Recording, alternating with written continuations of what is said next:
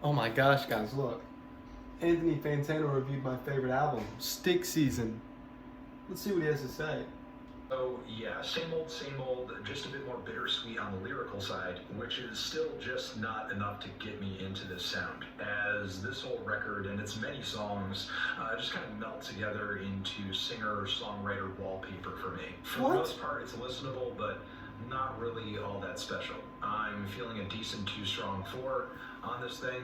Transition, have you given... Fantano, why? Oh, Fantano, why? Hello, I'm Absolute, and today we're going to be reviewing Eminem's 11th studio album, Music to be Murdered By. Hello, everybody. It's me, it's We Heart Bobby. I am back with another episode of everybody's least favorite series, Worst in the Universe. Today I'm going to be talking about somebody who used to inspire me a lot, actually. His music takes were my music takes. I'm talking, of course, about the internet's busiest music nerd, Anthony Fantano, aka Melon, aka Bald Guy. This has been a topic that I've wanted to talk about for a little bit now. Recent controversies with the Vultures album. It just, the iron is hot right now, and it feels like it is the perfect time to hop on the bandwagon and maybe get a few clicks off of it. So that's what I'm here to do today. I'm not here to waste any more time. I'm here to really get into the meat of this thing, really get in there and really tear on a new one, as you will. Yeah, but without any further ado, this is Anthony Fantano, the worst in the universe. There is something poetic about a 39-year-old man winning New Gooner of the Year. So the first thing that I want to talk about before we get into the Vultures controversy or any of the other things are the Fantanos, if you will. People that, you know, treat Anthony Fantano like his word is irrefutable.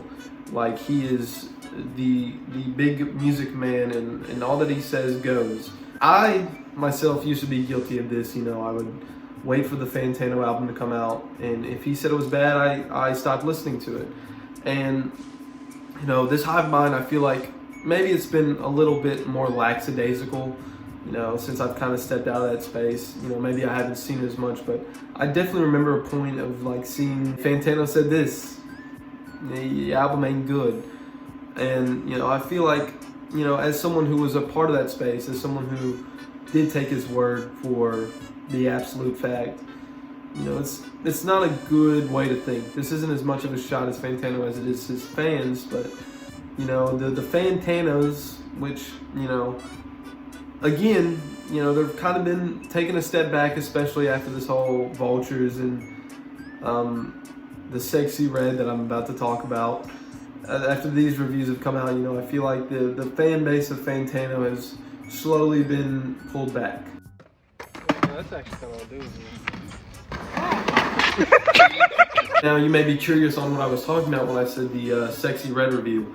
You know, she recently released this project this year that he gave a strong 8. Now, I'm not going to sit around and boast like I am the Sexy Red enthusiast, the enjoyer, and that I'm the expert on this topic. However, I've listened to a few songs besides like the Ski Yee song. You know, I don't feel like anything is really that memorable. Nothing is really that, you know, special about any of them. However, Fantano, for, you know, only him and God know, gave this bad boy a strong 8. You know, this dwarfs most of Tyler Creator's projects. It's got a higher score than Flower Boy, Cherry Bomb, Bastard, Goblin, Wolf. It got a higher score than Mac Miller's Circles, which made him cry.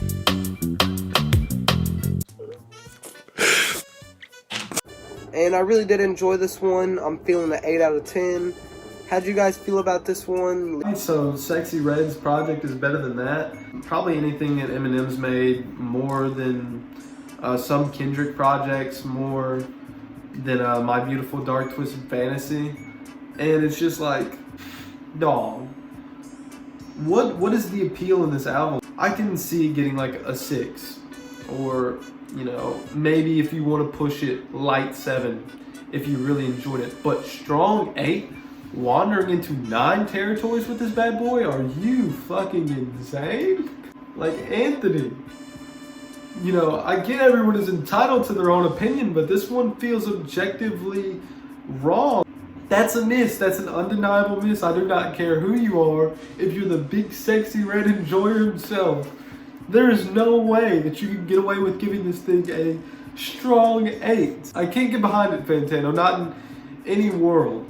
I feel like after that review, I feel like the slow down, I mean, on top of all these things, of course, you know, he recently tried to sue Activision over his TikTok "That's Enough Slices" sound because they used it in an advert, and he wanted triple, or you know, the 6 digits. He wanted $100,000. It's a TikTok sound that he put into commercial use, which means that anyone has the right to use it without, you know, financial compensation. He doesn't have any ground to stand on for that. Dog, what do you mean? What are you talking about? And I feel like these things, you know, this is the catalyst. That is what's forming. It's been years of just these atrocious takes, like the Sexy Red Project, and then that controversy, and then here we are. We have arrived into what we're calling the D-Day of Fantano. This is it. This is the Fantano. You know, everything's coming to a head, and we're about to see what happens. Like, stop asking me questions. You out in front of my house at 4 a.m. Talking about how's it going? It's not going good. Y'all here? So the thing that everybody is talking about right now is that Kanye West recently released Vultures Part 1. I don't know if it's a trilogy or how he's doing it, but he recently released his latest project with Ty Dolla $ign. I've listened to the project. It was pretty good. You know, I liked a few of the cuts off this bad boy. I like Carnival. I liked I think it's Burn. Yeah, just a couple songs. You know, nothing too crazy. I'm not saying that this album is the best Kanye album. Probably not going to be album of the year, unless if Killer Mike shows up on this thing. You know, maybe if they drop a deluxe with Killer Mike, he might take them all. Kanye's going to take all the awards. The thing that's got people so upset is Fantano's review, not review.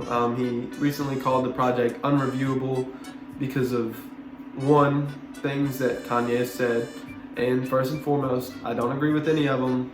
I'm not a Kanye anti-Semitic supporter, believe it or not. But he says this, and then he goes on to review the album. He said it was shit, pretty much. He said YouTube beats, other stuff like that. He went on a stream and dog shitted on it some more. He's pushing this political agenda, you know, and if your intention was to truly not review the thing because of what he said and what he's done, then I feel like the simplest thing to do, you know, call me crazy, don't review the album. Whoa, hey, you know, if I don't agree with what this guy said and I truly, wholeheartedly cannot stand what he said, then I just don't review the album. I feel like it's not a hard concept to grasp. However, for Fantano, you know, it's just, he couldn't do it. And so he has now ostracized a lot of his fan base because of how he's been shitting on the music. And really, I feel like his bias as a reviewer has completely shattered this review. Because I feel like he hated it before he even listened to it. Like, before he even turned the bad boy on, he was like, yeah, this shit sucks. Just some atrocious takes that have been going around TikTok. You know, like him mocking the she ride my dick like a carnival. And yet he gave 100 Gex an 8. Dog, what the fuck? And then he's been going around, he's like bashed Kanye's wife pretty much, that he remarried to after Kim K, and it's like, what the fuck? Fantano, you're 40 years old, Fantano, and yet you're going around beefing with 15-year-old kids, bashing this man's wife, bashing this man's livelihood, and it's like, I get that if you don't agree with what he said and you don't want to review the album, you don't review it. But if you're going to do that, then don't review the fucking album. It's that simple. As a reviewer, I feel like the Vultures review has truly been this is just kind of like the collision event, man. this is it. Like, to me, I feel like he's lost a lot of credibility after this. Like, I'm not a Kanye stan. I'm not gonna fight for this man, but like, just how childish he's been with this whole situation to me. It's like, this is not the same guy that I used to wait to drop his music reviews on albums. Like, when a new album came out, I'm like, I can't wait for Fantano to review this. It doesn't feel like the same guy. I feel like he's trying to push a political agenda, but he's too goofy to really go into that space. So he kind of has to sit over here on his music reviews and do it. And he's like backtracking because he used to hang out with Sam Hyde, and now he has to be, you know, publicly cool or whatever. That's just kind of my thoughts on the whole situation. I've lost a little bit, a lot of respect for Fantano after the Sexy Red situation. And then the Kanye situation, him trying to sue Activision, which, get the money, but like, do it in a fucking not shitty, greedy way. Everything that has been happening with Fantano to me has just kind of been like, all right, man. It's like, I see a Fantano video come up in my recommended now. I'm like, nah, I'm gonna do my own thing. Can't really say anything else about it besides you are officially the worst in the universe. A transition. What do you think about my take? Do you agree with it? Do you disagree with it? I'm open to discussion in the comments if you would like to have a civilized talk about it. I am We Heart Bobby. I hope you enjoyed this video. Thank you for watching.